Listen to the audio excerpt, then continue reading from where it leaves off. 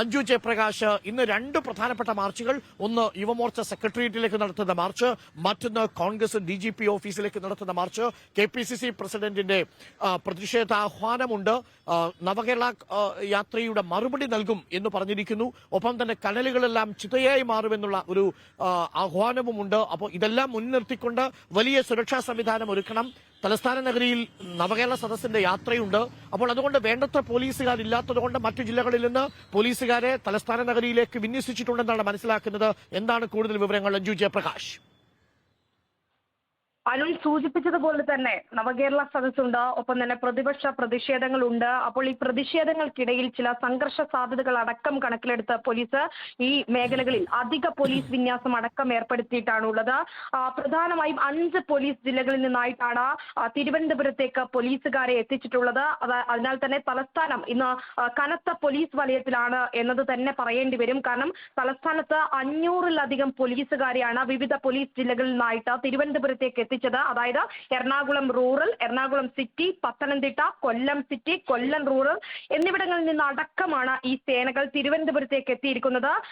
നേരത്തെ സൂചിപ്പിച്ചതുപോലെ ഇന്റലിജൻസ് റിപ്പോർട്ടുണ്ട് ചിലയിടങ്ങളിൽ പ്രതിഷേധങ്ങൾക്കൊപ്പം ചില സംഘർഷ സാധ്യതകൾ അടക്കം ഉണ്ടെന്നുള്ളത്. ആ ഇടങ്ങളിലടക്കം പോലീസ് അധിക സേനകളെ വിന്യസിച്ചുകൊണ്ടുള്ള തയ്യാറെടുപ്പ് കൂടി നടത്തിയിട്ടുണ്ട്. ഒപ്പം തന്നെ കഴിഞ്ഞ ദിവസങ്ങളിലടക്കം ഡ്രോൺ പറത്തരുത് എന്ന തിരുവനന്തപുരം റൂറൽ മേഖലയുടെ അതേ നിലപാട്, അതേ ഉത്തരവ് തന്നെ ഇപ്പോൾ തിരുവനന്തപുരം സിറ്റി മേഖലകൾക്ക് കൂടി പോലീസ് കൈമാറിയിട്ടുണ്ട്, അതേ നിർദ്ദേശം. അതിനാൽ തന്നെ ഈ മേഖലകളിൽ നിലവിൽ നവകേരള സദസ്സ് കടന്നുപോകുന്ന ഇപ്പോൾ ഉള്ള മേഖലകളിൽ അടക്കം ഡ്രോൺ സംവിധാനം പോലും പറത്തരുത് എന്നതടക്കമുള്ള നിർദ്ദേശം പോലീസിന് കൈമാറി കഴിഞ്ഞിരിക്കുകയാണ്. അത്തരത്തിൽ കടുത്ത പോലീസ് വലയത്തിനുള്ളിലായിരിക്കും ഇനി നവകേരള സദസ്സും പ്രതിപക്ഷ പ്രതിഷേധങ്ങളും ഒക്കെ നടക്കാൻ പോകുന്നത്. എന്തായാലും സംഘർഷ സാധ്യതകളുണ്ട്, പ്രതിഷേധങ്ങളുണ്ട്.